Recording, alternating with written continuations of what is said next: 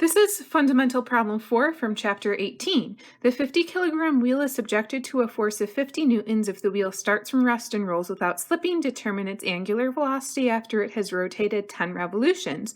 The radius of gyration of the wheel about its mass center is 0.3 meters.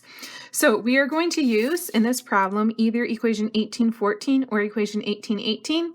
There are no springs in this problem, so there's no elastic potential energy. And for the gravitational potential energy, we use the mass center, and the height of the mass center is not changing, so there's no change in gravitational potential energy. So whether you use equation 1814 or equation 1818, the work energy conservation law becomes initial kinetic energy plus the work done by the force of gravity is 0, since the change in gravitational potential energy is 0.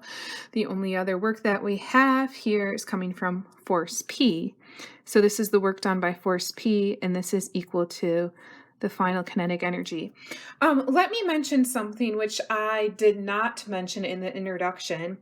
In this problem and in problem 18.3, we had a wheel which was rolling. Here the wheel is rolling without slipping.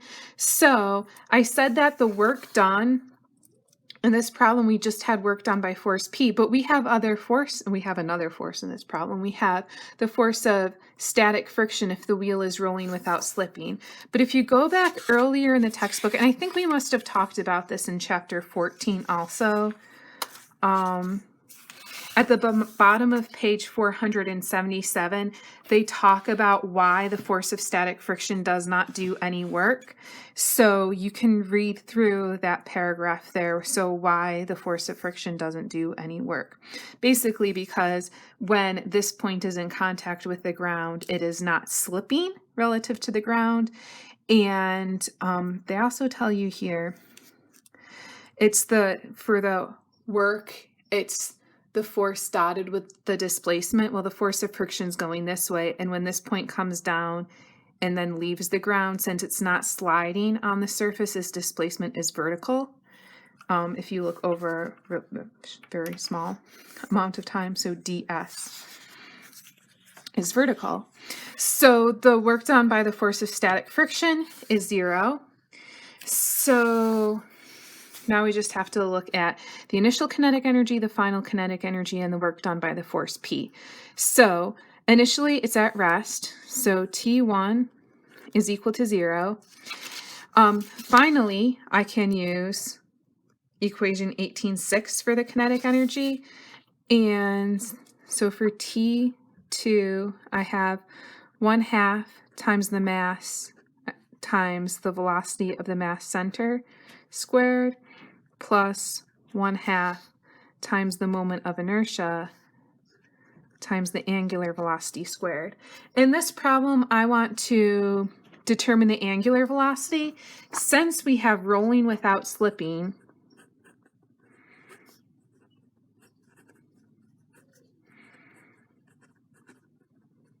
the velocity of the mass center is equal to the radius times the angular velocity. Okay, and that's because there's no slipping. And because I'm looking for the angular velocity, I want to go back to this equation for the final kinetic energy and say the velocity of the mass center is r times omega. And then I was given the radius of gyration, so I can say the moment of inertia is the mass times the radius of gyration squared. So the moment of inertia about the mass center is mass times radius of gyration about the mass center squared. So let's put that in also. So this is 1/2 times the mass times kg squared for the moment of inertia times omega squared.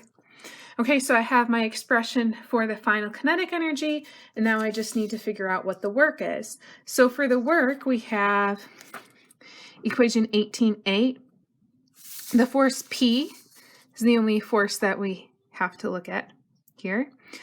And I do F times the cosine of the angle between the force and the displacement. So the force is this way, and the displacement is horizontal, and this angle is 30 degrees. So I have the work done by the force P is the integral, this is from equation 18.8, the integral of the force is 50 newtons, that's a constant force, times the cosine of the angle between the force and the displacement is horizontal, so that's cosine of 30 degrees, and then integrate.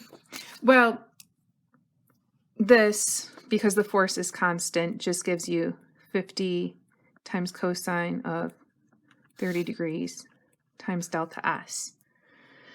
Now, I don't know what delta S is, but I do know that the wheel is rotating through 10 revolutions. So I can, because the wheel is rolling without slipping, say the distance that the wheel rotates is equal to the radius times the change in angular position. So that is true for rolling without slipping. So once again, since there is no slipping, you can also see that if you start here and you divide by delta t, you get the equation that we had here. Okay, so I'm going to take my delta S and replace it with R times delta theta, and I have 10 revolutions here, so delta theta is equal to 10 times 2 pi. So this is equal to 50 times cosine of 30 degrees times 20 pi. Okay, so now I have everything that I need for my formula here. So I can go ahead and plug in T1 is equal to 0. The work is equal to 50 times cosine of 30 degrees times 20 pi. My final kinetic energy is equal to 1/2 times the mass, which is 50. R is equal to 0.4. Omega is what I'm looking for. And then I have plus 1/2 times the mass of 50. And the radius of gyration is 0.3. So that's 0.3 squared times omega squared. And then you can solve for omega, and you should get omega is equal to 13.2 radians per second. So you can check that on your own. And that concludes fundamental problem 4. Except that I forgot here, delta S is R times delta theta.